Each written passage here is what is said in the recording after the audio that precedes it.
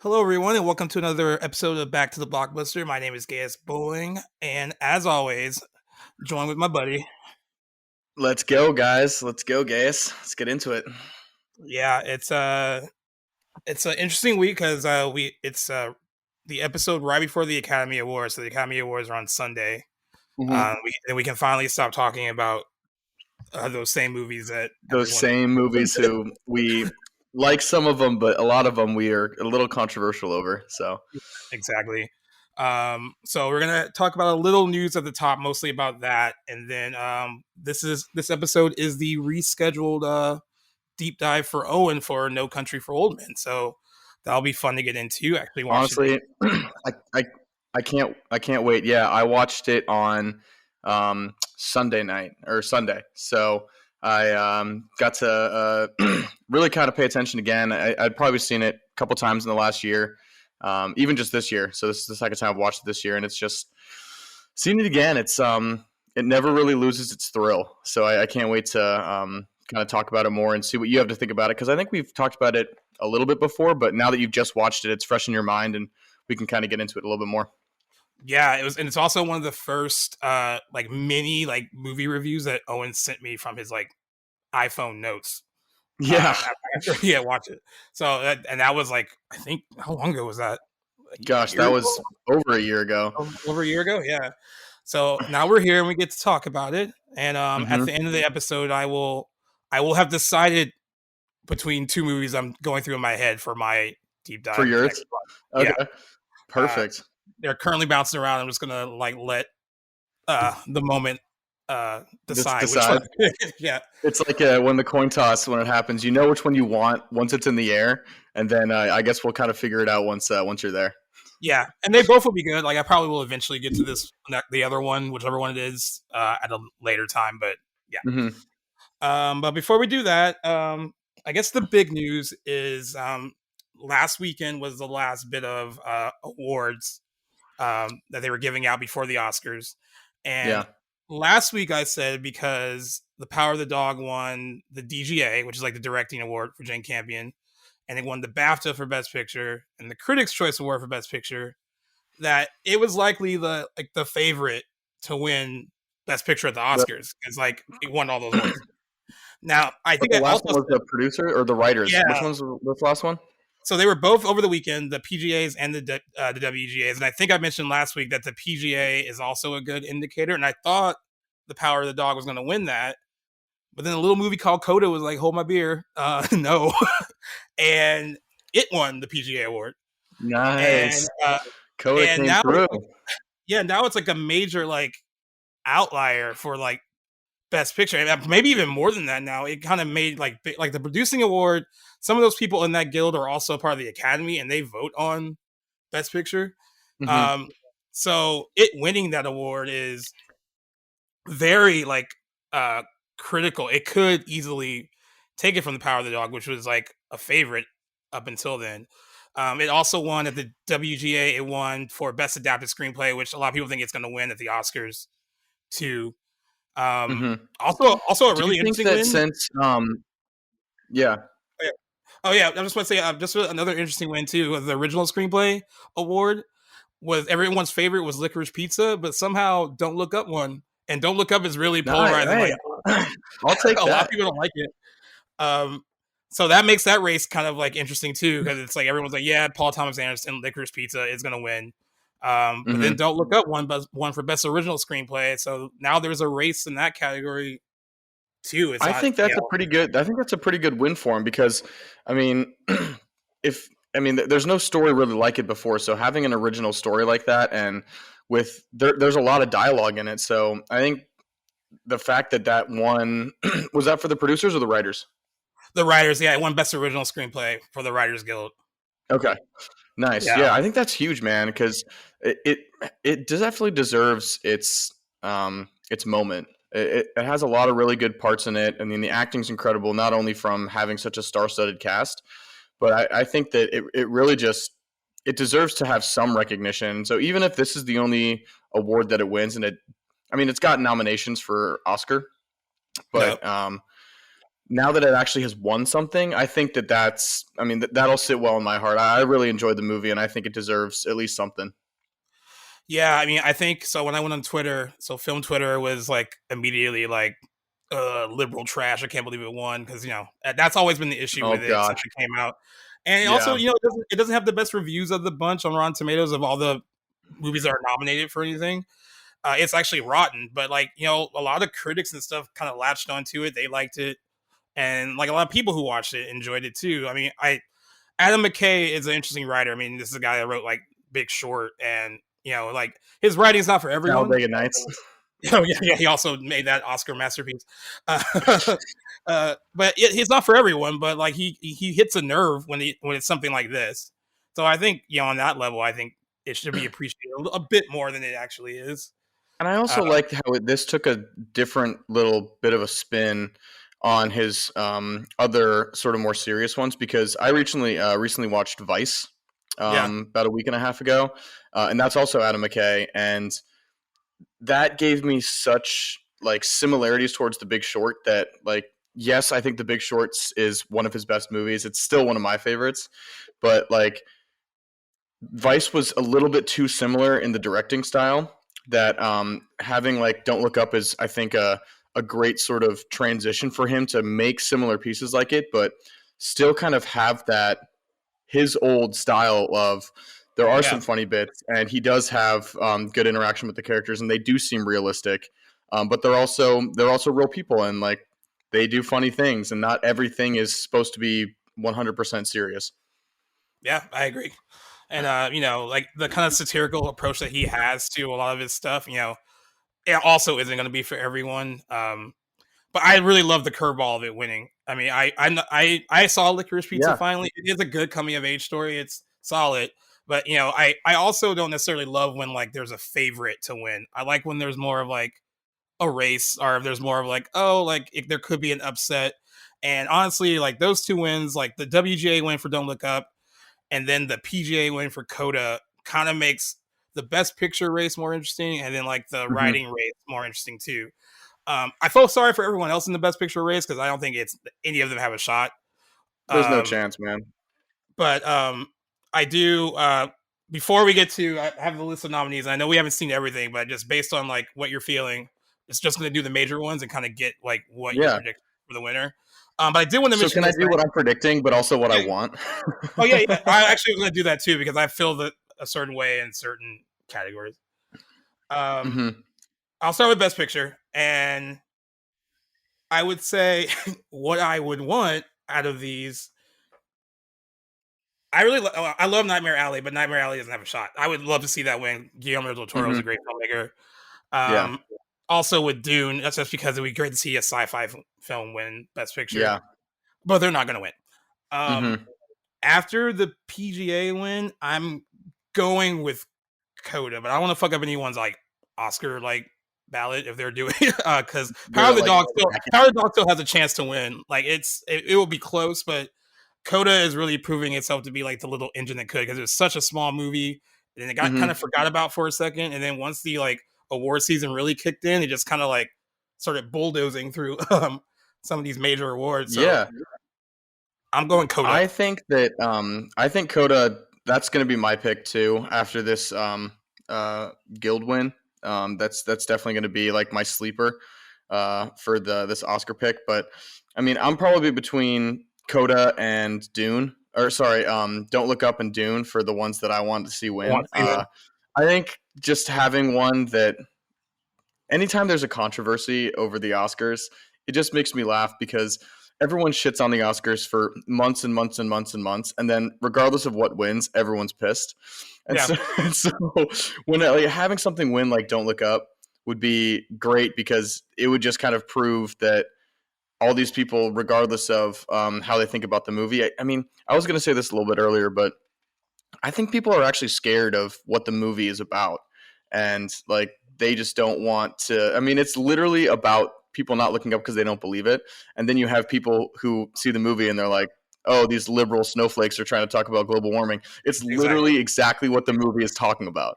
So like I think that that would be such a cool win to have, where just kind of proving everyone wrong. Like maybe we should focus on this, but regardless of that, I don't think anyone's actually going to start paying more attention. Um, Right. No, I don't think so but either. that would be a good win for me. Yeah, I And then would. I kind of It'd going be. into the actor in a leading role. I think that um, so right now we have Benedict Cumberbatch for Power of the Dog, Andrew Garfield for Tick Tick Boom, Will Smith for King Richard, and Denzel for Tragedy of Macbeth. My vote definitely, and who I think is going to win is going to be Andrew Garfield. I mean, I really hope that he does win. He poured his heart and soul into that movie, like we've talked about multiple times on this podcast, and like I really think he deserves it, and that's such a cool story about film and theater that he deserves it, especially for the story and the person that he's portraying. Yeah, I agree too. I agree with wanting him to win. Javier Bardem's also up for being the Ricardos, but he's not going to win either. I would love for Andrew Garfield to win. That was my favorite performance last year. But I have a feeling it's going to be Will Smith. And I think it's not that Will Smith's bad in this movie because he's really good in it. I feel like it's more of a career award now for him at this point. Like he Yeah. has, he's been nominated twice. He, proved to be like a huge movie star. And he kind of is giving that, he gave that up a little bit recently to kind of focus on like more like character driven projects like this. Um, Mm-hmm. he won the SAG award. He won the BAFTA. He won the Critics' Choice Award. That's not always an indication that they will win. Like sometimes there might be one Academy voter that's like no, and like Yeah. and it goes sideways. I wouldn't mind seeing him win because it's Will Smith, and I don't really have anything against him. But I would love for Andrew Garfield to take it. Yeah. But I have a feeling it's going to be Will Smith. Well, do you think that him being Andrew Garfield being in Spider-Man: No Way Home has a chance of hurting his performance in Tick Tick Boom? No, I think with him, he just had a really good year, and then he was also in the Eyes of Tammy Faye with Jessica Chastain. She's nominated too for Best Actress. Yeah. Um, it could have been a split the vote situation with him, uh, and they ended up. And I'm not even sure if he even submitted himself for a supporting actor for the Eyes of Tammy Faye because he could have, but there would have been this like distinction or like, okay, is he a supporting actor even though he's the male lead? That's always been like a big discrepancy with supporting and leading actor. So he may have Mm-hmm. like kind of checked himself out and just focused on Tick Tick Boom. But Maybe. having like a movie like Spider Man, like a popular movie, on top of being in a critically acclaimed one, uh, is a good look. Um, I, I, they're different performances, but I just feel like Andrew Garfield like put his heart and soul into it, like Mm-hmm. everything he had into it. And I'm not saying Will Smith didn't. I mean, like they're both really committed performances. I just give the slight edge to Andrew, but I don't think it's gonna Well, happen. what you're saying about Will Smith too, it's like if that has Jessica Chastain and in actress in a leading role, would this kind of like would we see two people getting basically career Oscars rather than singular performances? So that's funny because like with Best Actress, that category has been like all over the place at all these different awards leading up to this.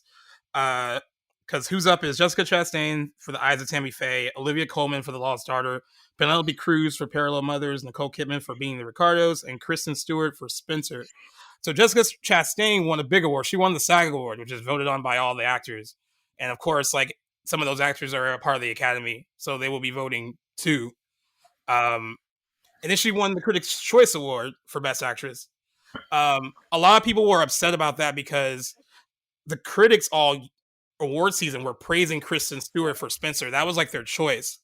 Like in all their reviews and all the stuff that they were like kind of putting on their sites, like they were all about Kristen Stewart. And then at the Mm-hmm. last second, they went with Jessica Chastain. Um, I she's good in it. I don't think she's the best on this list, but she is Yeah. good. But I also think it could be a career thing too because she's been nominated a few times and she has had like a very good career and Yeah.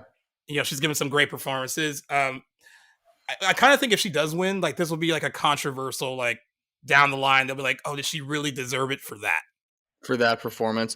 Well, it's like Leo, where it's like when he won for The The Revenant, Revenant. it's like, was that really the performance that he should have won for? Everyone was happy that he finally won one, but Yeah. is that the one that got him just because he put himself in these ridiculous situations. Yeah. I understand like when you're doing like shooting in different countries and different locations, shooting and stuff like that can be difficult. But I Yep. thought his performance in like Wolf of Wall Street was probably better, just because of the amount of dialogue and the way he carried the movie. Yeah. Now, best director, you have Kenneth Branagh for Belfast. Oh God, people forgive me in advance for mispronouncing this name. It's Ryusuke Hamaguchi, I think, for Drive My Car. I think I was close. Mm-hmm. Paul Thomas Anderson for Licorice Pizza, Jane Campion for The Power of the Dog, and Steven Spielberg for West Side Story. I think based on the DGA win that it's going to be Jane Campion. And you know what? For who should win, I really liked Belfast. Um, and like the more I learned about it, just because it's Kenneth Branagh, this is his story, like his childhood story, and it's coming from a real like personal place, and like I could feel that throughout the entire thing. Um, Out of this group, since I can't have the director from Dune since they left him out, um, Oh, really? I would love for Kenneth Branagh to take it, but I think it is going to be Jane Campion. And it's interesting because Jane Campion and Steven Spielberg were up against each other a long time ago. She was nominated for The Piano the same year that he was nominated for Schindler's List, and he won. He beat her. Yeah. So this will be an interesting thing if she Could be does. a little revenge. Yeah, and she will be if she wins, she'll be the third female to win Best Director after Catherine Bigelow, and then Chloe Zhao from last year for Nice. Nomadland. But I think she is going Yeah. to get it.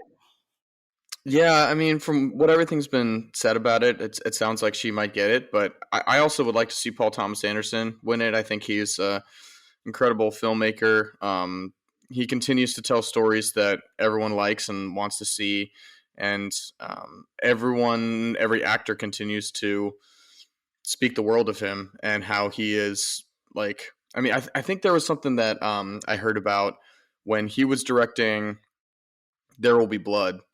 um like he gave he like basically gave notes and told Daniel Day-Lewis that he was doing his character wrong based on what he thought the performance should be, and like Right. telling Daniel Ray Day-Lewis Lewis, what he's doing wrong. that Yeah. he's doing something wrong just sounds just so crazy to me. But like the fact that he has this status, and it seems like he's obviously very well respected. And then, I mean, that movie was incredibly critically acclaimed. So Right. I think he definitely deserves another one. I guess because he's already very well accommodated. But Yeah. I would like to see him win that.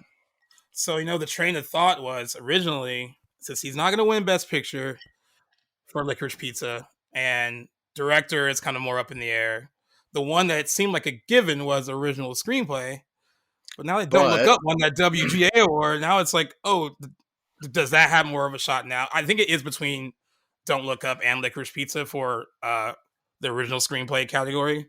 mhm. Um, They might have just given that to Don't Look Up. They're like, hey, here's an award, and now go away. I'll go away. Yeah, I kind of that could very well be the case because like in the original screenplay, there's also Belfast, Don't Look Up, King Richard, Licorice Pizza, and The Worst Person in the World, which I have not seen, but I've heard good things. Um, but yeah, I thought the original screenplay would be Licorice Pizza, but there's there's an outside shot for Don't Look Up and also an outside shot for Belfast in the original screenplay, I think. And then with adapted screenplay, it seems like Coda has been like winning, and honestly it's gonna come down to Coda and Power of the Dog in that an adapted Yeah. screenplay. So Dune's gonna miss out, and so is Lost Carter and Drive My Car. The thing about Dune's gonna win a lot of awards that night, but they're all gonna be technical. Yeah, it's going to be cinematography. It's going to be Visual effects, visual score, effects. It's going to score probably. score maybe.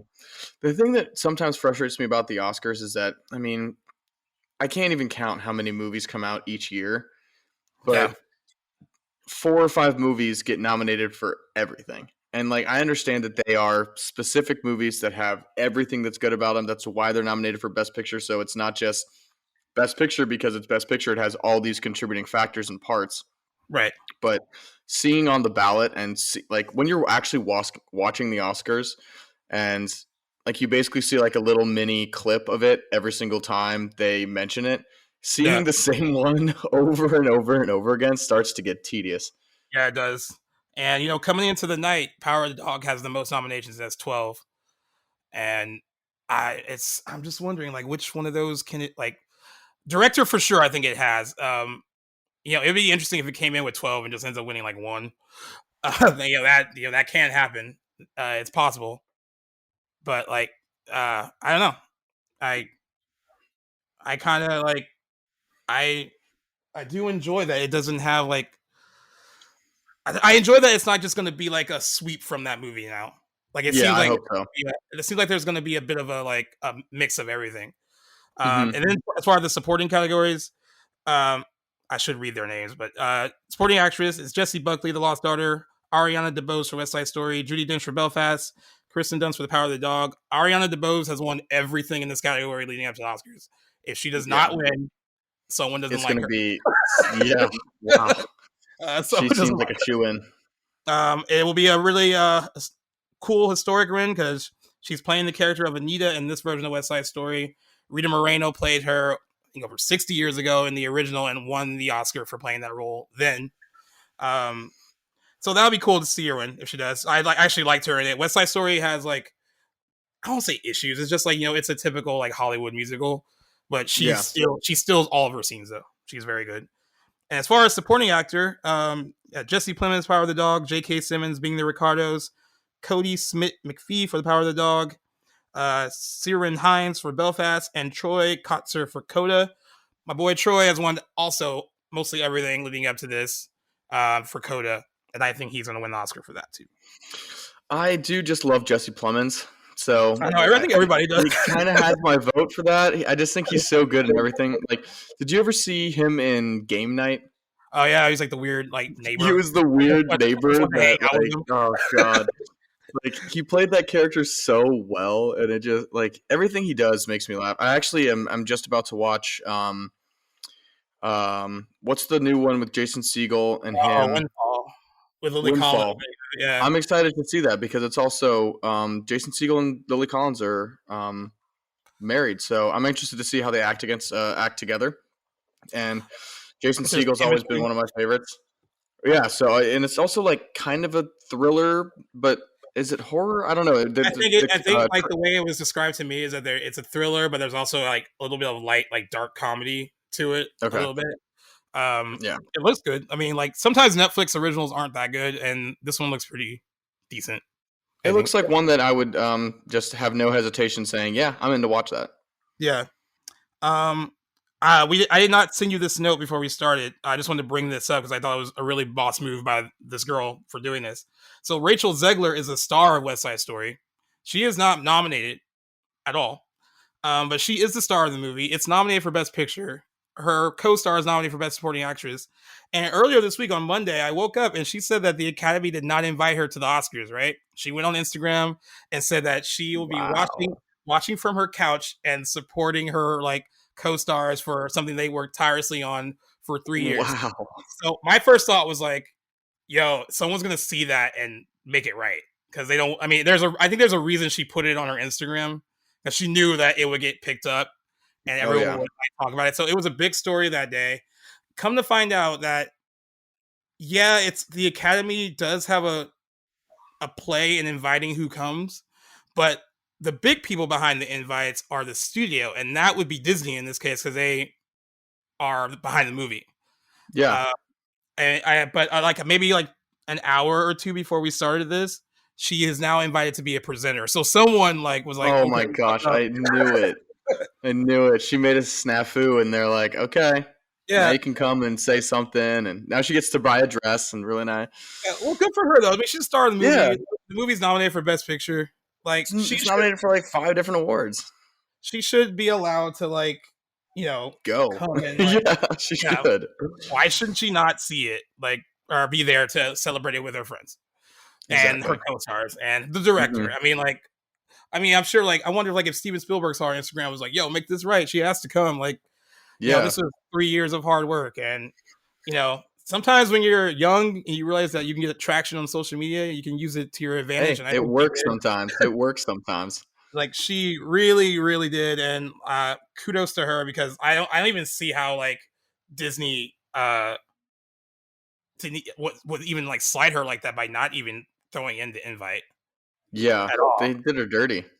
So it's ridiculous. Um, so moving on from the Oscars, we have some release date news finally. Um, so there's going to be a Scream 6, but I don't know if we should call it like Scream 6 because Hmm. it's it was called Scream, even though we all knew it was Scream Scream, 5. um, scream again. but we're getting the next Scream pretty much a little after a year after this one came out this year. It's coming out on March 31st, 2023, and they're shooting this summer, which is a pretty quick turnaround, I would say. Um, I was kind of surprised that. Well, I'm not surprised that they greenlit Scream because we've already talked about how it was successful and that it made money. I think right now the worldwide total for the latest Scream is 140 million worldwide. So it's not surprised that they're making another one. I'm just surprised that it's coming so fast. But I think they're doing the whole striking while the iron Match is is hot. hot. Yeah, and like they are expected to film this summer, and then it's coming out in March 31st, 2023. Courtney Cox, during a podcast with Variety, said that she has a copy of the script, which kind of like drops the fact that she is a part of it, even though they haven't officially announced her as a part of it. Yeah, She said that she has a script, and they start shooting in June in Canada.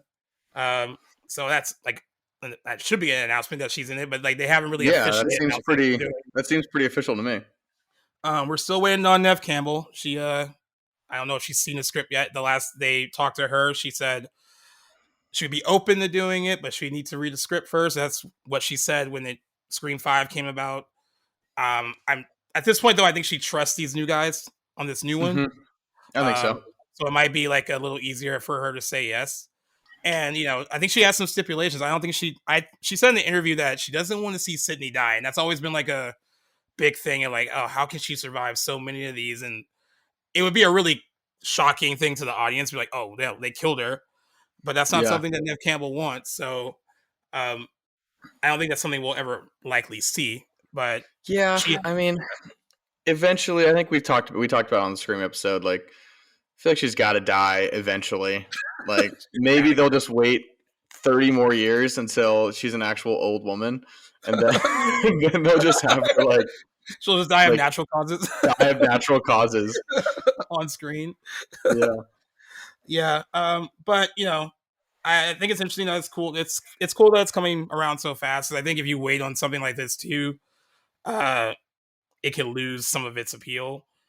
Because even this last one, even though a lot of people liked it, I think the whole meta horror thing, it has like a time and place, and um, the fact that they were able to bring it back now and make it work is a testament to them. But sometimes that type of humor doesn't land with everyone. Um, So now that it's relevant and sort of in the times, it might continue to be popular, and they're just going to grab. I mean, it made a lot of money, so people are. It's at the top, at the forefront of people's minds right now. So maybe this is the perfect time for it. yep. And March 31st seems like a weird time to release a horror film, but so was January of this year too. So I guess it's whatever works. If they think they can make some money, The that they're only the only good time I can think of is October or November or yeah, September. So it's like only those 3 months like come to mind, but you fall, can't yeah. release every single one of them then. Well, I guess like the franchise has always been one to buck those trends because like the first two came out in December, like right before Christmas, and they made a lot of Yeah. money. Yeah. Um, so yeah, it'll be cool to see all the people come back. They haven't said that the people that have survived are officially coming back, but I think that the people that survived Scream 5 will be back, and we should probably hear some casting additions on that soon. So I'm Cool. sure there'll be a Cool. bunch of young talent that wants to be a part of that Oh, franchise again. yeah, no question. Yeah, and of course, spoiler alert: the only one not returning that's a legacy character is David Arquette because he did not He survive. did. He did, he did. But to anyone that wants to watch Scream now, it is now on Paramount Plus, so it's there for all you guys to enjoy. So get Paramount Plus or use your friend's passwords, whatever works for you. Yeah. Um, Maybe we'll post yours on Instagram, guys. No. I know, right? That's just my password. Yeah, just your username and password for Yeah, Paramount Plus. like I cannot watch anything or log in. There's so many people using it. Yeah. It um, always says too many users. yeah. So I also want to point out that Moon Knight, it's the next Disney Plus Marvel series, is coming out March 30th, and a lot of critics have been able to watch the first 3 or 4 episodes to give like early reviews, and they all love it so far. A lot of them are Awesome. saying that it's fantastic and it's unlike anything we've seen from the MCU so far. They all praise like Oscar Isaac. Said that and one guy said he is the best addition to the MCU since Robert Downey Jr. Wow. So that's a bold statement. That's a huge statement. A lot of people like the whole play on like the multiple personalities, and so they think they do that really well. Um, Hmm. there is a lot of comedy on the show too, and also they said Ethan Hawke's villain is very, very good as well. Good. Um, I'm kind of looking forward to it because well, I did like Hawkeye because I'm always like justice for Hawkeye because I think he deserves a little bit more credit than he gets. I also like the out. Yeah, you're shaking your head. I also like the out. He's an archer, and that's it. That's what makes him cool though, because he's like a human. He doesn't have powers. Him and Black Widow, they're bosses, even though they don't have superhuman abilities. It's true I to a certain extent. Yeah, I know. They probably should have died long ago. The fact that Before they she both actually didn't did. die, the fact that they both didn't die in Avengers, like the uh, Oh, in the first one. New York scene, like in the first one, like there's no way they would have survived that. But anyways, carry on. I do like the more out of the box Marvel shows. So like stuff like WandaVision that actually takes a little Yeah, bit more chances with the storyline, and it seems like this one is going to do that too. I'm More so, really excited for Moon yeah, Knight, man. Like I think it's going to be really good. Like it. What I like about it is that it seems like it's not going to have a tie into everything. And as much as I do love how Marvel connects everything, this having its own sort of standalone story, I think it's going to make it better.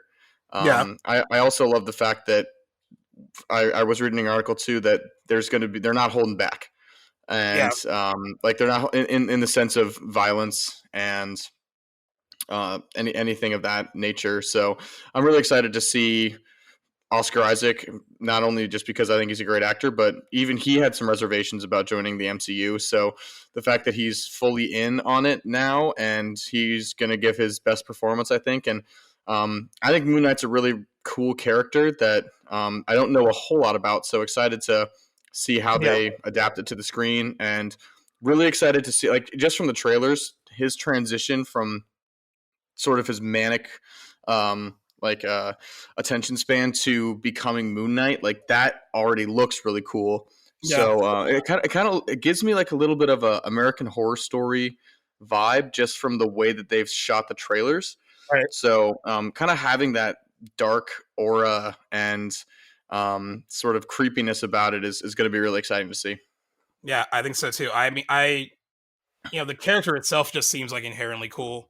Yeah. And I think I also like the fact that like they said from the jump that this is a limited series, is not meant to have like multiple seasons. So I think this is to kind of introduce them into the MCU, and then the director and writer said that there are ways to fit him into the greater MCU, but it has to be kind of unique, and if they want to include him Hmm. in the movies and all that stuff. Um, but at least this is a good start, and from what they are saying, and it'll be on Disney Plus soon on March 30th. So that's next week. Um, Awesome. I can't and wait for that. yeah, I'm looking forward to seeing it. I think they try to like every time they try to one up like, oh, how well these shows going to do, and like WandaVision did well, and then the Falcon and Winter Soldier did well, and then Loki did really well, and then like Hawkeye did well enough, but it kind of came down a little bit, like Yeah. viewers wise. Um, Hmm. but they've all been successful in their own right, and they've all gotten great reviews too. They haven't really steered anyone in the wrong direction. And I also like to say that it's nice to see all of the Marvel shows on Disney Plus now, because Yeah.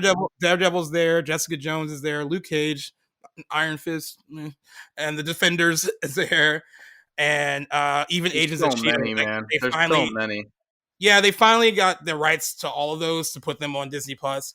Um, the only, I guess, you have to change some of your parental settings to watch them because they're more violent than Yeah. the other shows. But it's cool to Also, have can them be all there. depressing. I know Jessica Jones is about like her substance abuse and everything too. So I Yeah, think it's pretty. Yeah, it's pretty. It's a downer, but it's you fun. don't But want she's also fun. you don't want your 7-year-old stumbling upon that necessarily. Yeah, right. But it's cool to have them all there because that means that there's potential for all those characters to be used in the actual MCU continuity now. Um, Charlie Cox has already proved that as Daredevil. He appeared in, spoiler alert, I'm sure everyone has seen it by this point, but he was in Spider-Man No Way Home as Matt Murdock, so he is the MCU's Daredevil.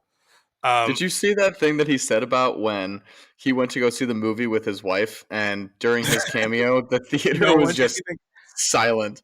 No Yeah, one he said said he got all anything. these videos from like his friends and family when they saw it, and they were like, there were all these cheers. So like he went to the theater with his Go see wife. it, It was his wife had his wife ready to record him reacting, and like and he was nobody said anything. crickets. And then I was like, well, what weekend did he see it? Because you only get that reaction like maybe the First, first like two. from like dedicated fans, yeah. Yeah, like you get that the first 2 weekends maybe. I know when I When I saw it, saw it, people like that. there was definitely a cheer when I saw it. Yeah, like people were going crazy when I saw it. So Charlie Cox, you got to see your movies on opening night and not like Yeah, 4 weeks. bro. Come on, come see it with the masses. Yeah, right. But I can just imagine him just waiting there, smiling, waiting for that moment, and his wife is just like, "No one's saying anything." Yeah, because he's in it for what, like 45 seconds, and after Yeah, that, yeah, now he's got to sit through a 3-hour movie. yeah. He's like, God damn it.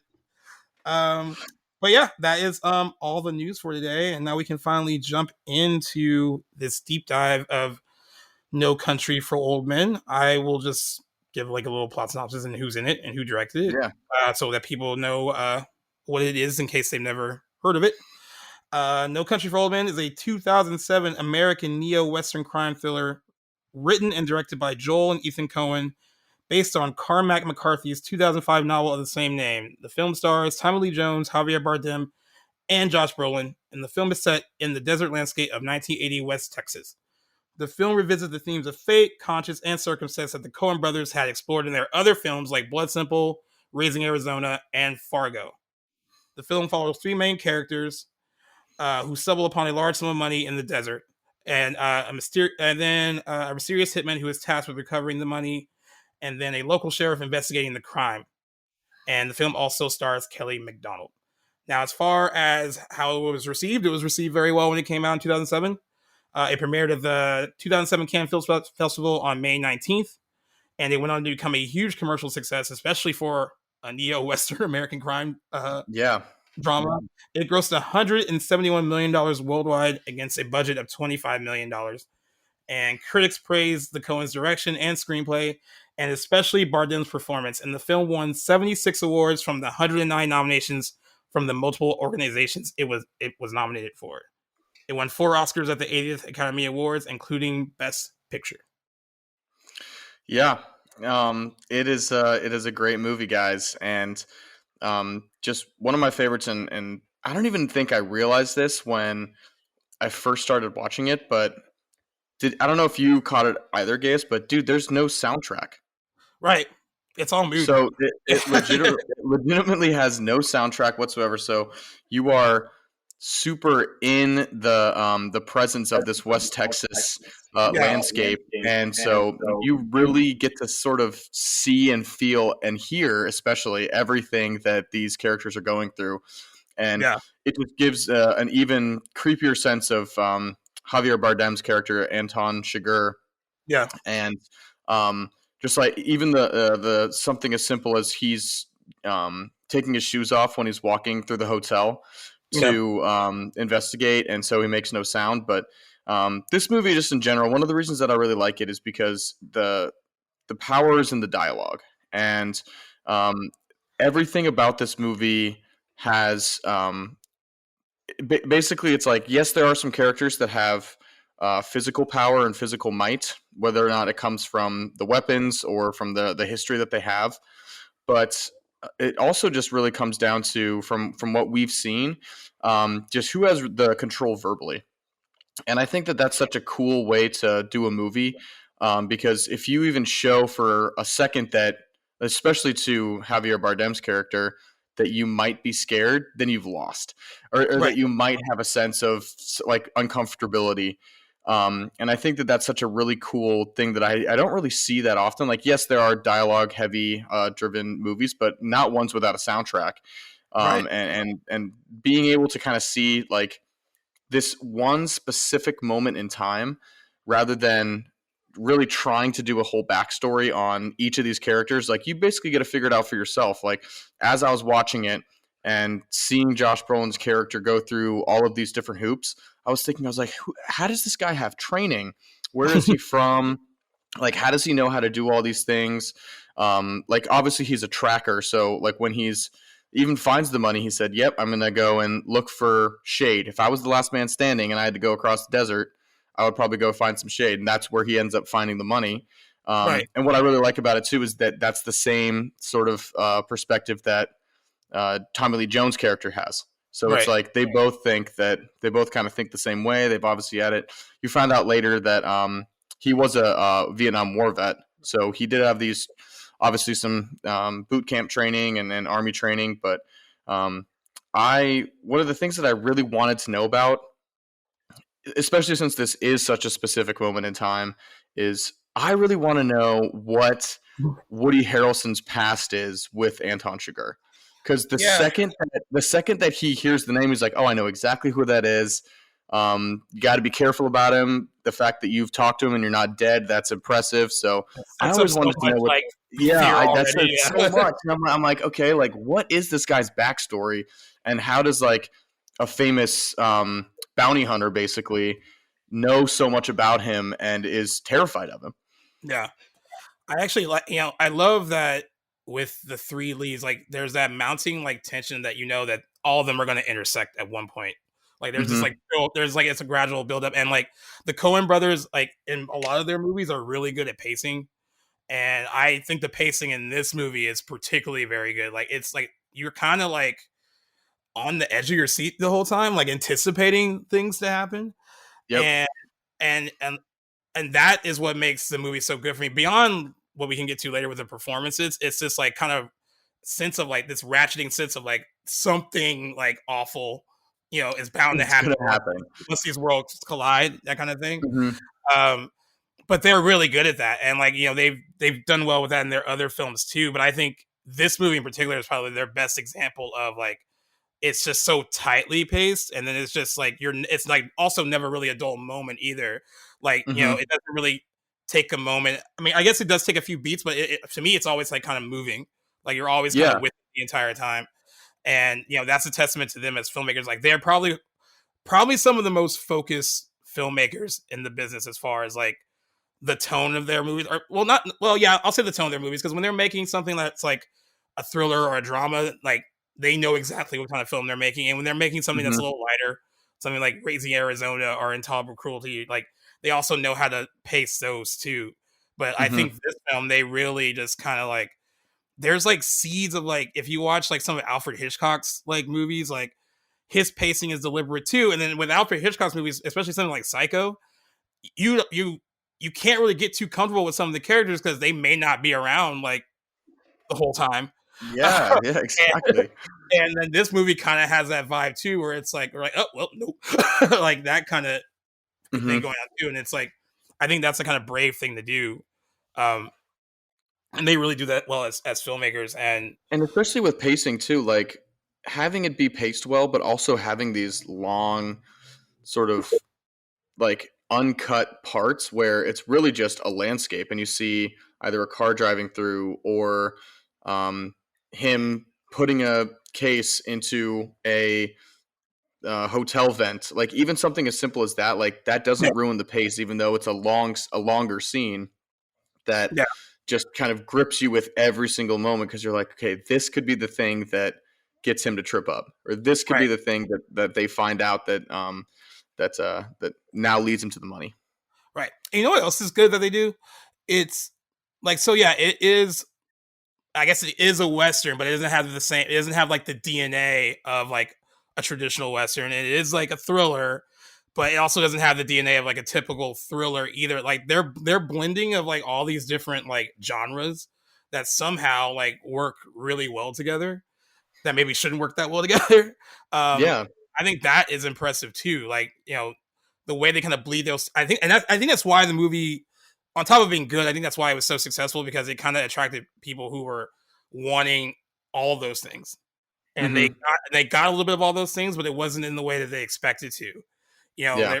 They're not getting something like Unforgiven when they go watch No Country for Old Men, but they're like Exactly. shades of like what those movies are like, what those westerns are like, and we And have it's an also idea. not a Tom Cruise action movie. Like it's got action, but it's not over the top. It's every single piece of action is a benefit to the story. It's not just a quick cut.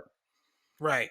Like they know exactly kind of what they're building up to, and that's like, that's why they're considered some of the best filmmakers of our time, really, because like a lot of their movies are so focused like that. But this is one of the best examples of it.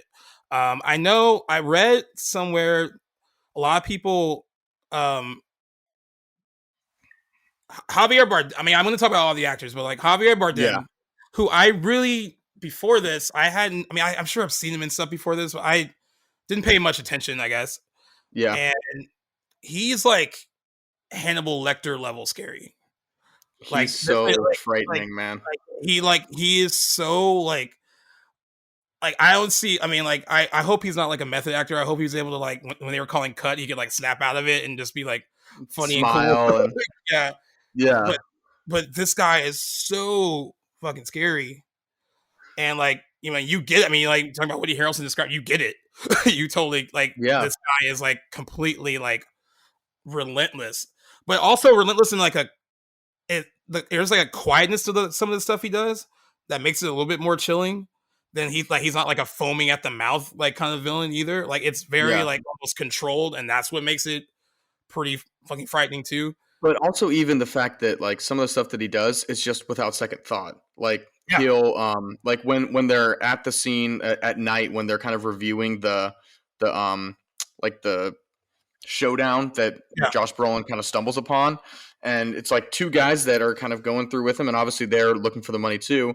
He kills them without second notice and barely even looks at them when he does it. And just kind of seeing that no remorse and just knowing exactly what he has to do and doing it very well in order to find this thing. And like, obviously, he shows that he's capable and very smart, but oh gosh, he's just so frightening. So I read a article that they put a bunch of different villains and sort of serial killers or other movie characters and villains into and they were reviewed by psychiatrists and professionals, and they said that Anton Chigurh is the most realistic depiction of a sociopath and a psychopath.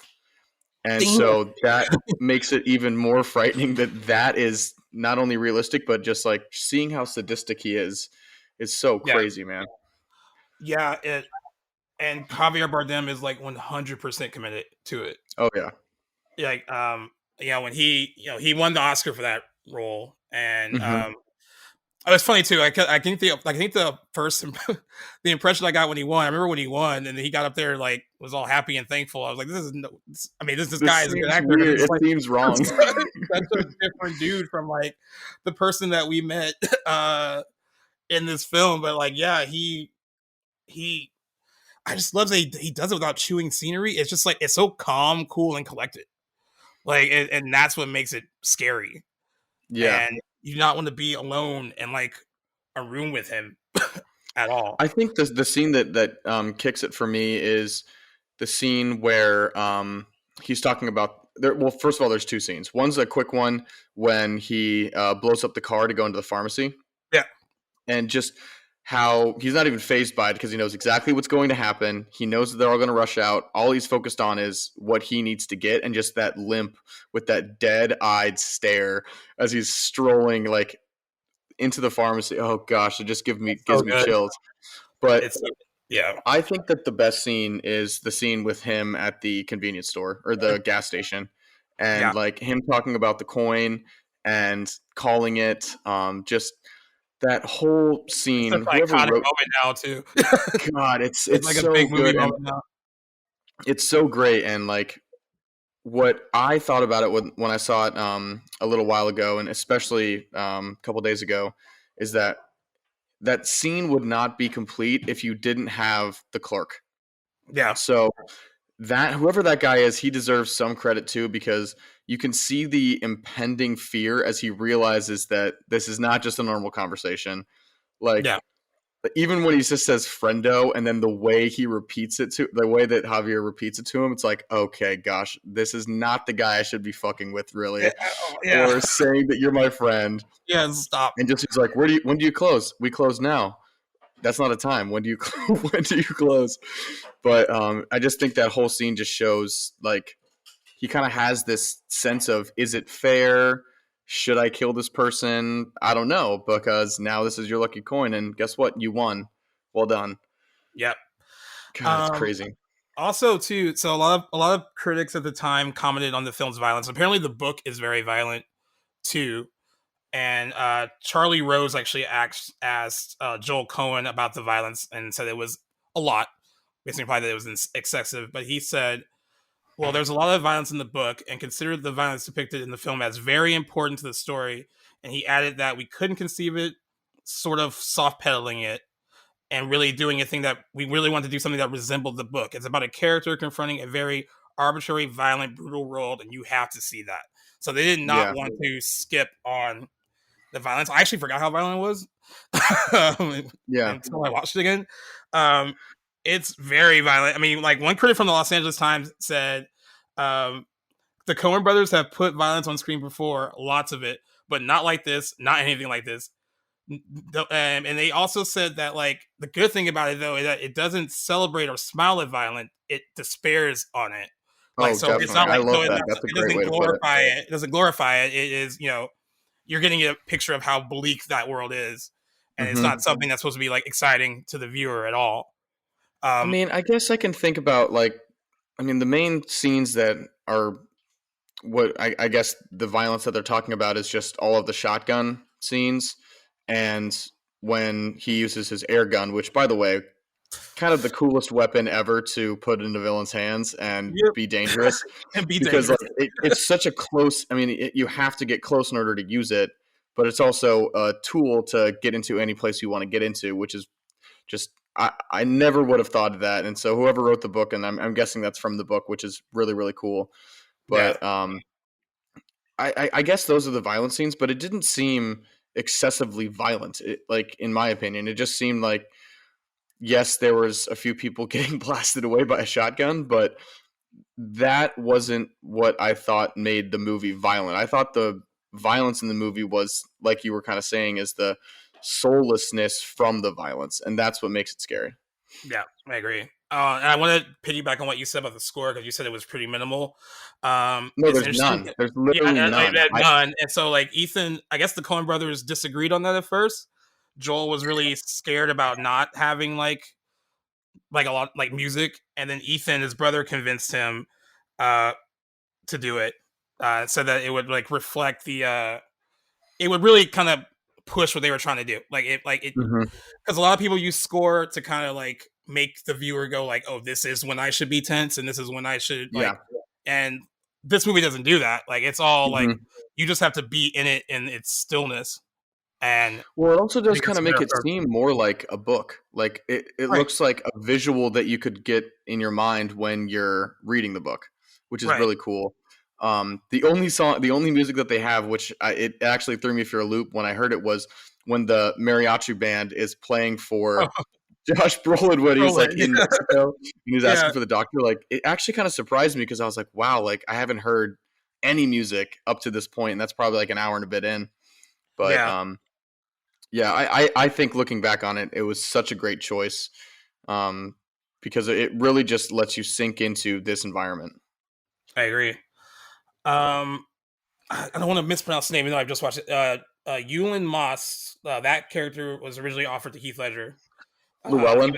Llewellyn, there we go. Sorry, but he turned it down to spend time with his newborn daughter at the time. Um, and then the Coens asked Quentin Tarantino and Robert Rodriguez for help, and because Josh Brolin really wanted to do it, and they were like, no, like there was another actor they wanted Garrett Dillahunt uh, to take on the role. And Garrett Dillahunt, I don't know if you've seen, he's in the remake of The Last House on the Left. He's like a Okay. character actor. He kind of pops up in like a lot of different things. Um, but Josh Brolin was like, I really want to do this, and they were like, no, and I'm not sure. But he had Quentin Tarantino and Robert Rodriguez like put an audition tape together with him on it, and that's what sold them. It was like a reel basically, and that's what sold them on Josh Brolin. And it's interesting to think that at the time, like Josh Brolin, he was Wasn't in a a big lot. name. He was in a lot of stuff too. I mean, he's been acting since he was young. I mean, he was in the Goonies. But Hmm. like, I guess at the time, like, he wasn't like everyone's go to for stuff. As you know, he's Hmm. kind of like has that career a little bit more now. Um, but it's interesting to think that he had to like fight for something. God, he's so good in it. He's so good And in just it. because like they just couldn't see it, but like sometimes you need a little assist from your famous director friends to do your Yeah. audition Oh, reel. yeah. Seriously, I think one of the things that made me really believe his character was just this um, sense of like kind of old Texas trailer trash, Yeah, where he gets home and they're like, she's like, "Oh, I'm not even gonna ask you where you've been." He's like, "That's all right with me." yeah. Like Don't they do it. just don't talk. They don't talk about feelings or anything. They just like are there together, Yeah, and like you can tell they love each other, but they obviously have very separate lives that they leave. She probably doesn't do much, maybe works at the store or something, and he just goes off and goes hunting and kind of has his own separate solidarity. And I thought that he portrayed that really well just by not really having a whole lot of dialogue, but his facial expressions show us everything. yeah, I agree. And Tommy Lee Jones, I mean, he's just always reliable as Oh yeah, Tommy Lee Jones.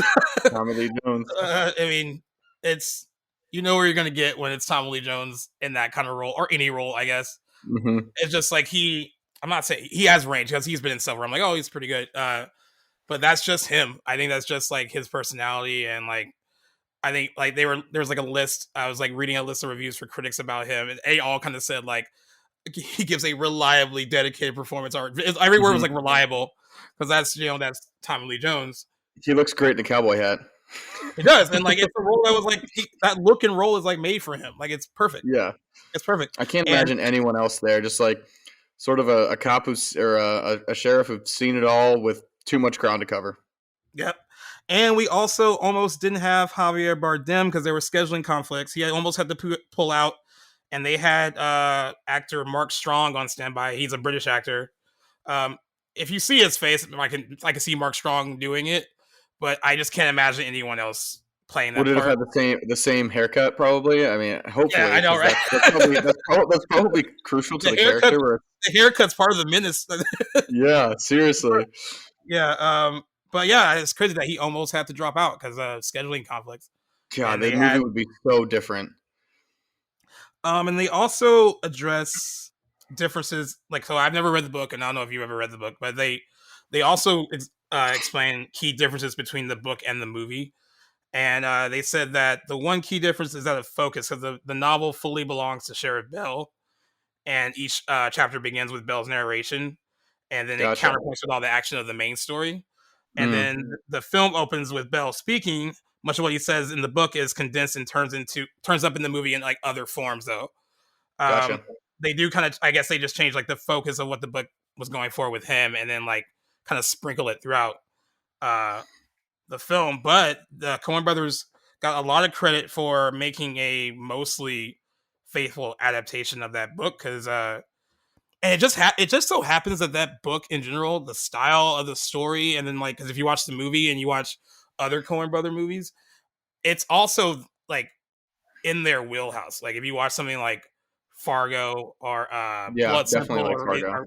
it has the same vibe, and I think that's why it was so easy for them to adapt it. And Hmm. but they did say that they wanted to make sure that it was mostly faithful to the book, and didn't want to change too much. But like because like what Yeah, was I in the mean, on the page was good. I'm actually gonna have to read the book now and see if I mean after seeing a movie first and then going back to read the book, it's hard to not have those characters pictured in your mind as the same the ones that you've seen on screen. Mhm. So that's going to be tough for me to kind of have a little difference and come at it with a very like subjective view or objective view. And hopefully I can do that. But I mean, I can't imagine the book being.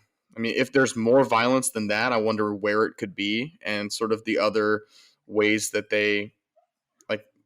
I mean, hopefully he's even more scary in the book. Yeah. Bardem. Now the Coen Brothers never met the author before they started writing the script. They just adapted it. They didn't meet him until they started shooting, and they believed that he liked what they were shooting while they were shooting it. I just thought it was funny that they were like, okay, well, what did he think of the movie after he saw it? And Ethan Coen said he didn't yell at us. We were actually sitting in a movie theater screening room with him when he saw it, and I heard him chuckle a couple times. So I took that as a seal of approval that he enjoyed it. Nice. And he's like, that might be presumptuous, but he did come and He strangle didn't us say for no, but he yeah, also didn't say yes. and it's also their it was also their first like adaptation of something that they didn't create. Hmm. Um, so that also I think is a really cool thing. So a lot of people complain. There is one complaint that the ending isn't very clean, and that has a lot to do with like viewer expectations, right? I think we talked about that when we talked about Zodiac, which I think is very different. But the whole like, Yeah. what are your expectations of how this is going to end? Like, what you are expecting to happen?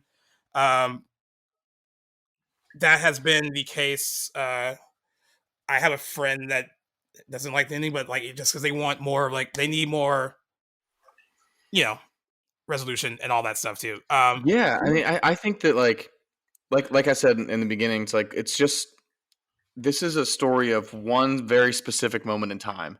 And Right. so to have like a sort of resolution at the end wouldn't be true to the story because this is not where the story ends for Anton Chigurh. And yes, we see like this car accident and him sort of limping off, which that limp is so famous, I think, like for that character, kind of having him with this constant limp. Yeah. Um, but I mean, it makes me even more scared because he's still out there. Yeah. Right. Yeah. That's the weird part or the creepy part Yeah. is like he's there to wreak more havoc if he chooses to. Um, I mean, I'm cool with. I'm all for endings that are like that. I don't really, Yeah. No, I totally agree. I think it ended well. I think it's I brave can't to kind imagine of what do more they would have added to it. It wouldn't have been true to the story, and right. it wouldn't have felt like like it wouldn't have done justice to either of those characters. Yep. Interesting thing about its success overall. I did say it grossed 171 million worldwide. It grossed 74 million here in the states, which is it's good for a movie like that. And it was the biggest hit of the Coens to date until True Grit came out in 2010. Um, it is the third lowest grossing Oscar winner, only surpassing Crash in 2005 and The Hurt Locker in 2009, which goes to show you that like the Oscars always have had that problem of like even when something like this is successful, it's still considered like, well, everyone didn't see it. Yeah, Unless it was like Titanic, which is like, that's one of the, I think that might be the, not adjusted for inflation, that might be the highest, or I mean, or Avatar, I guess Avatar would be the highest grossing Best Picture winner of all time.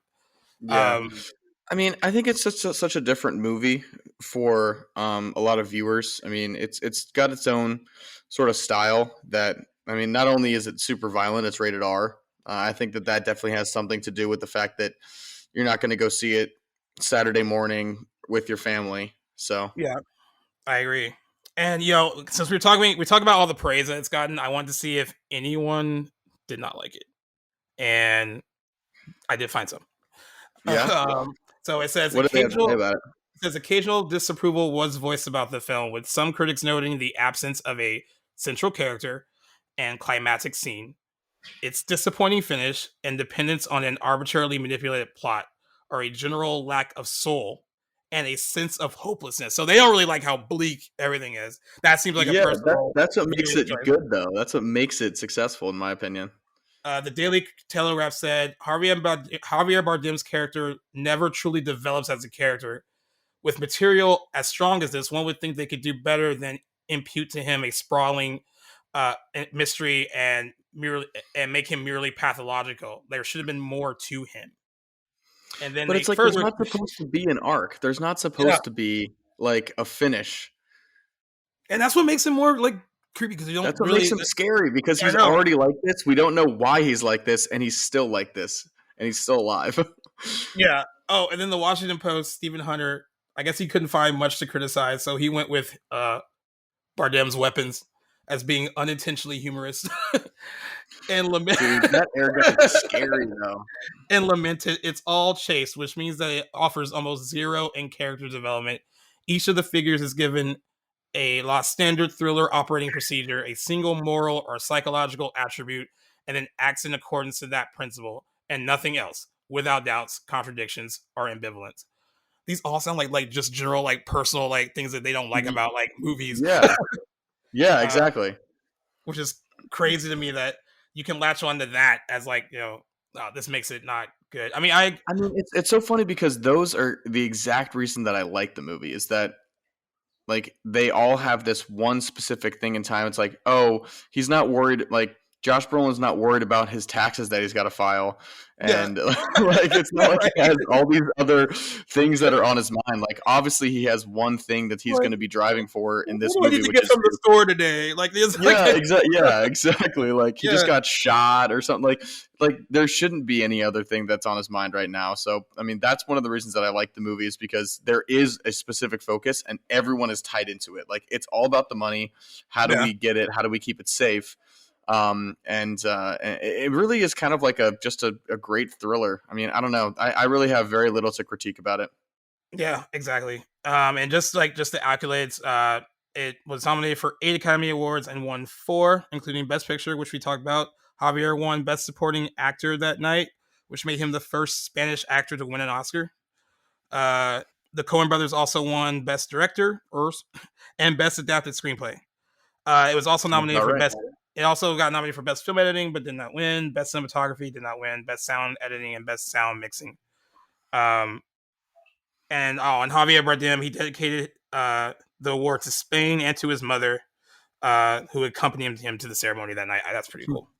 I played this character for you, Mom. This I know, psychopathic, right? unloving killer. It was This one's for you.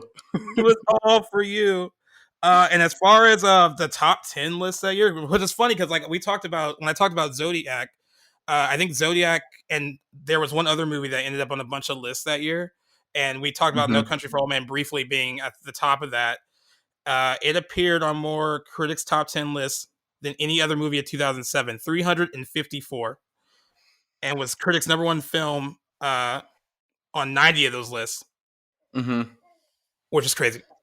That's crazy, man. I mean, I think what I like about this movie too is that since it's set in this very specific time in Texas, what is it? What is it supposed to be like the 90s? Yeah, I think so. Yeah, Something like that. I like it because you can pretty much watch it at any time and it's still going to hold up because it just captures that moment.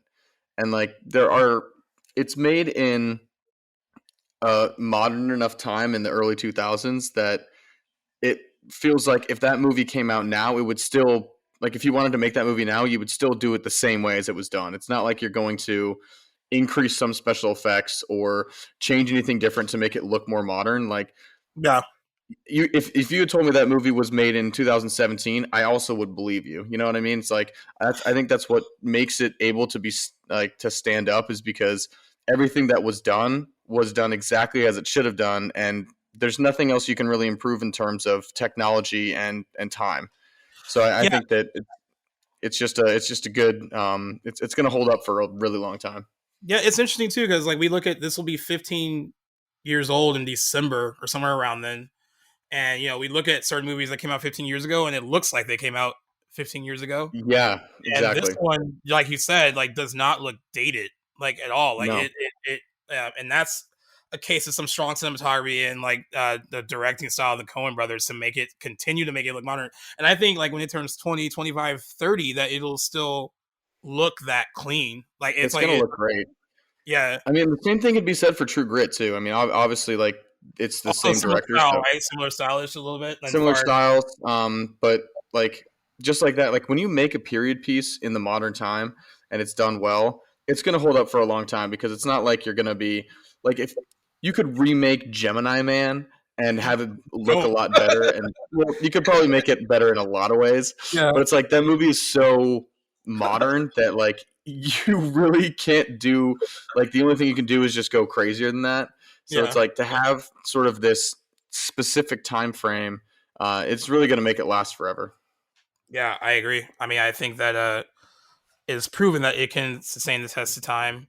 Um, like the fact that I had to like dig to find like any bad reviews for it was Yeah, I guess page at least page 2 of Google. I was like, where are the bad reviews? Because it has a Yeah. 93% approval rating on Rotten Tomatoes. And then I just Hmm. wanted, because it's Tommy Lee Jones, I wanted to find a moment where he was grumpy in real life about this, and I found one because he's known to be Okay, grumpy. gosh, of course. He's known to be grumpy, but I think he had a little bit of a right. It says in September 2008, Tommy Lee Jones sued Paramount for bonuses and improper expense deductions on this film.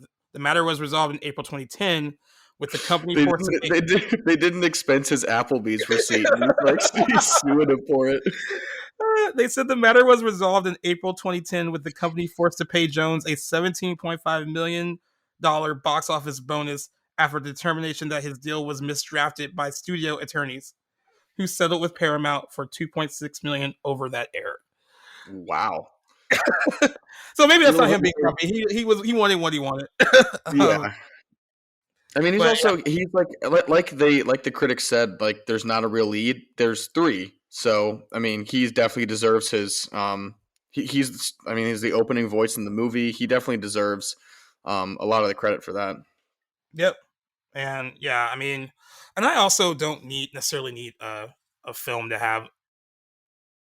I mean, I know there is something to be said about having a lead that you can root for, or having someone in the movie that like, okay, I need to like follow them throughout this and like be Hmm. invested in their journey. But I'm also okay if I know that this story is meant to tell this specific story about these three individuals who I don't really need to get to know, like beyond the fact that they tell me what I need to know, then that's perfect. So it Like, was so funny. I'm going through. So before I wrote my review, the one that I sent you over a year ago, I was writing notes as I was watching it, and my favorite note that I wrote was, "Holy shit, Woody Harrelson, fuck yeah!" Because I completely forgot that he was in the movie, and like he just kind of shows up out of nowhere, and I was like, "Oh my god, let's go!" Because I feel like he has a great performance in everything that he does. So yeah, like to have that sort of like seeing his swagger turn into like legitimate fear, and like because he kind of has a leg up on Josh Brolin, where he's like, "Listen, like you're in trouble. Don't yeah, worry, I'll take care of it." And yeah, then he definitely can't take care of it. So I thought no, that that was a really cool use of his character. Was it's like even someone who knows him well, or the Javier Bardem's character well, yeah. they still don't really stand a chance. Yep, exactly. And you know what? That reaction to Woody Harrelson is true of him in almost any movie. Like when he like pops up and you're like, what? Okay. Holy shit, Woody Harrelson! That Three Billboards movie, I was like, yeah, Woody Harrelson's in this. Good. Yeah, Like, exactly. yeah, he's a reliable. He's always a reliable figure in movies. I think. Mhm. He He'll bring like that nice little drawl, and then we'll be good to go. yeah, it's just hard to when I think of Woody Harrelson, I just think about the guy who got started on Cheers like in the '80s, like Hmm. sitcom, and then he's turned into like. I mean, is he considered A list? I mean, he's in a lot of stuff, and he's been nominated. I guess I would call him A list. I'll give him A list. He's been in a lot of movies that are like, I think he's a list in the terms of like recognizability. Like yeah, he's so well known by everyone, not just from Cheers, but from I yeah, mean everything from Zombieland to I mean this and everything yeah. else. Like I guess True he couldn't Detective. carry a movie like with his name alone, like above the title. Like you wouldn't be like, oh, let's go see that because he's Woody in it. Harrelson in. It's like I don't know. I don't know. I like you. I like you in a group of people, man. But yeah, I don't know. This is good. I love that it's kind of this movie's stood the test of time. Really, like I mean, like I said, it'll be almost 15 years since it came out. And like for me, as far as like the Coen Brothers movie is concerned, like before this movie, Fargo was my favorite movie by them. Um, this is definitely by a mile my favorite movie that they've done. Yeah. Um, True Grit is good too. Kind of like I sometimes I want to push it above Fargo, but then I kind of change my mind. Fargo just is that one hasn't stood the test of time in terms of like the cinematography, I think. It hasn't aged well. Yeah, I think when you watch it, it definitely looks dated. It's still a great movie. I think the series has done a good job of staying true to it, but this one, and I definitely love True Grit. I mean, it's one of the characters where Matt Damon is just a douchebag again, and I'm like, okay, I yeah, like that. yeah. Well, I think it's But cool that it kind of ended up on this movie because of the schedule change. It's like this week, and the Oscars are on Sunday. Javier Bardem is nominated this weekend. He's not going to win, yeah, but he's nominated yeah, this weekend. Oh, nominated he's been alongside his doing it. wife. Like he's nominated Yeah, alongside Penelope Cruz, which is cool. That they that all that Spanish love together. yeah. Um, but yeah, I think it's kind of cool that I think it's cool that like like almost like 15 years later, he's like up for another Still killing award, it. and he's still Still killing getting it. nominated. Yeah, and he's like a very fantastic actor. So it's cool to kind of look at on this. I think like the character that he crafted beyond what the film does, like that this character will be remembered forever.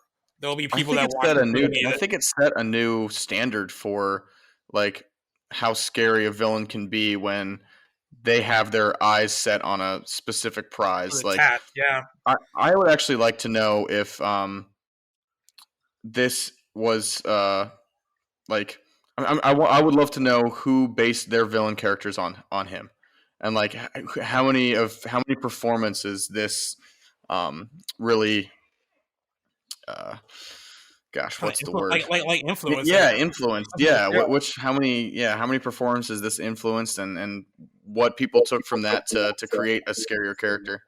yeah. And do you think anyone was afraid to be in a room with Javier Bardem alone after this movie came out? Gosh, Just like, if he got his no. haircut, I hope if he got his haircut, I'd be good. Yeah. I think if I was Academy voter that year and like he was at like that luncheon, I'd be like, I don't know if I want to talk to him. I don't know, man. Yeah, I'll quietly vote for you, but yeah. I'm not gonna You're talk to you. scary. Here's my vote. Don't kill me. You're too fucking scary.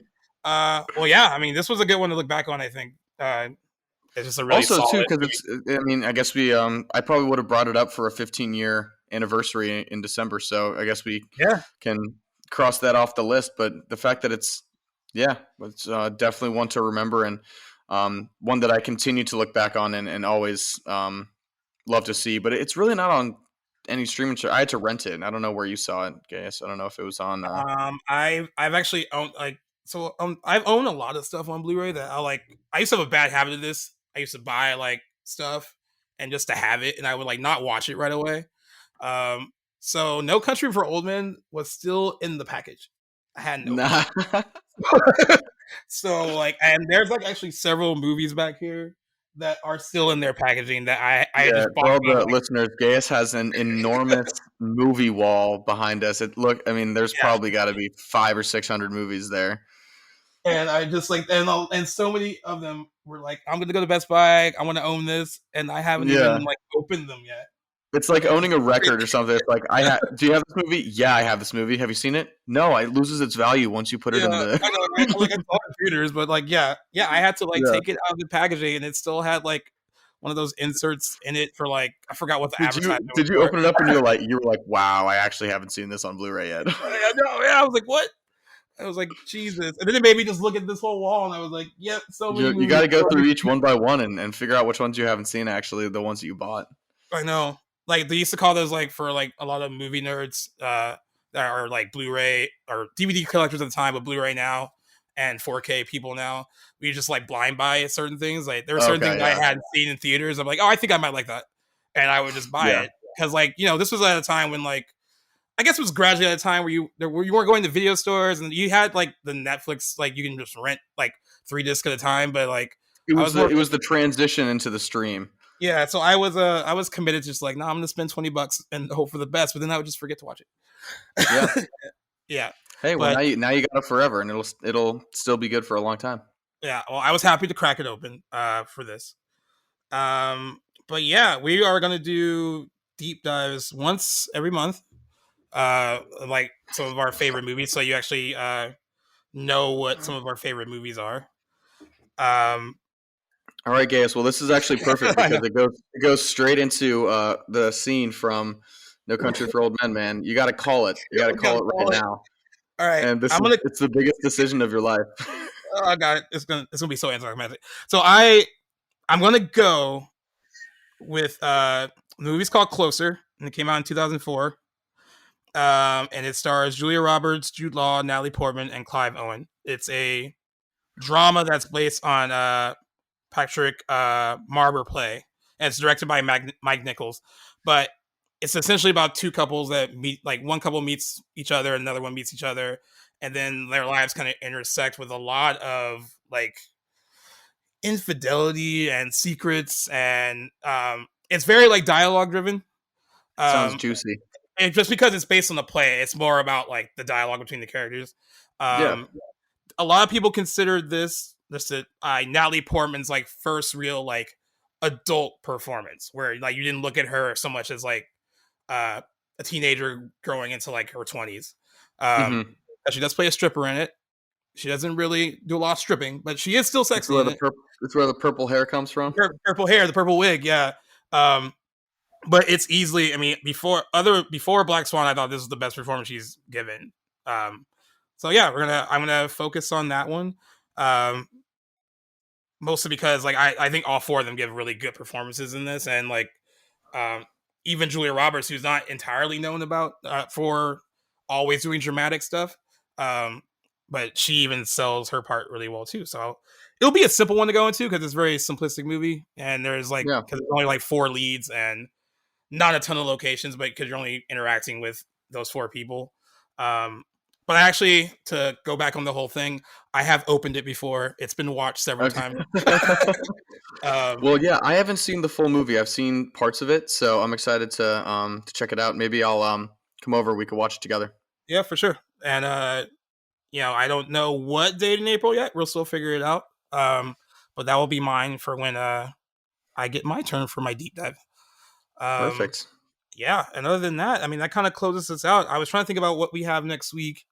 I have to look at our little calendar. I know The Lost City comes out this Friday. There won't be a whole episode dedicated to that, even though I love Sandra Bullock.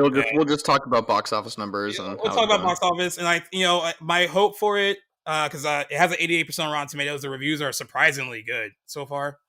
Um, they say it's like a real honest throwback to like the kind of action adventure romantic comedies that they don't really make anymore. And I think it's funny because Mm-hmm. we've talked about those kind of movies like on the romantic comedy episode, like we don't get those. So it's Mm-hmm. interesting that Sandra Bullock of all people is kind of spearheading uh getting something like this out in theaters again. And hopefully it does well Yeah. to kind of make a case for those movies to, kind of Come on back. come on back to the box office and not just go straight to streaming. Or straight to the dump bin at Walmart. Yeah, so if anyone can do it, I think it's Sandra Bullock. I know Jennifer Lopez tried earlier this year with "Marry Me." I don't think she has the same like kind of pull, even though she is like that romantic comedy person. I think Sandra Bullock Mm-hmm. has more of a Definitely. widespread appeal. So like, yeah, I think that'll be interesting to talk about to see if it does well. But yeah, we might just surprise you with what we talk about next week. I thought next week was going to be Morbius, but we got to wait one more week to see that because we've been eagerly anticipating watching Morbius for what seems like 2 years. Mm-hmm. Yeah. um, but yeah, I also want to thank everyone. So we talked about our pod raid from last week. It was all Mm-hmm. week on Twitter, and I know that our rating on Good Pods, we had, I think it was 90 people had rated us on Good Pods before the raid. That jumped to 174. They're all 5-star ratings. It's cool. Amazing. Thanks, Uh, guys. and then on Good Pods, and even as of today, that might change by the time you hear this on Thursday. But we Mm-hmm. were still, since last week, still number one on the all film and TV chart on Good Pods, and number one on the film review chart on Good Pods. And Guys, I can't say yeah, enough of thank you for that. That's just incredible. We just want to thank you all for voting for us, and um, we this is listening. what we But love yeah, to do. Yeah, this is just what we love to do, and the fact that you guys like to listen to us do it just makes us want to do it even more. yeah, and I'm gonna give a shout out to Playlist because like yeah, there's chemistry here and like we can banter and riff.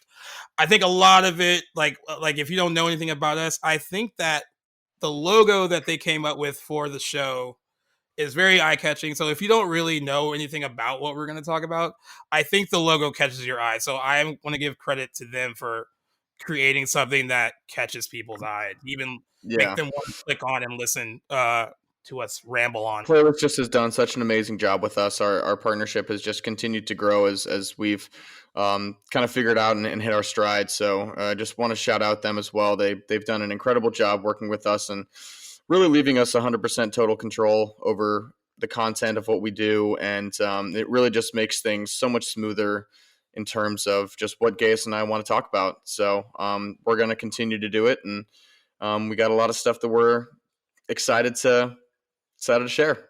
Yeah, yep, definitely. And there's a lot on the calendar.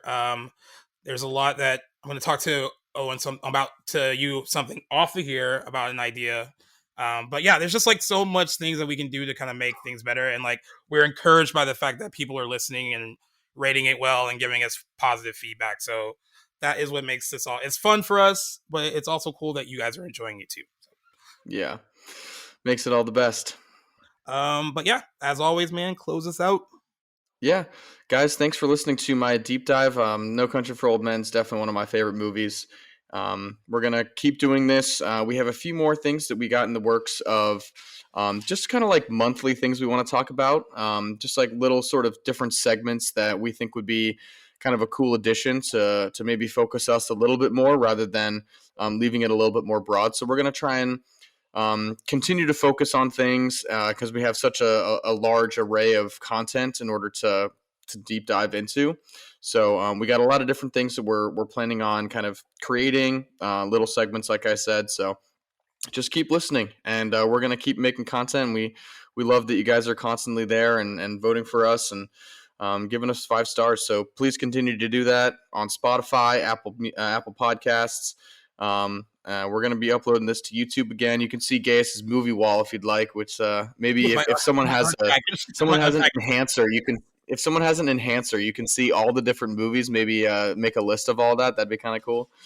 But yeah, just want to say thank you to everyone out there, and we'll see you guys next week. All right, peace. Thank you for listening. Bye.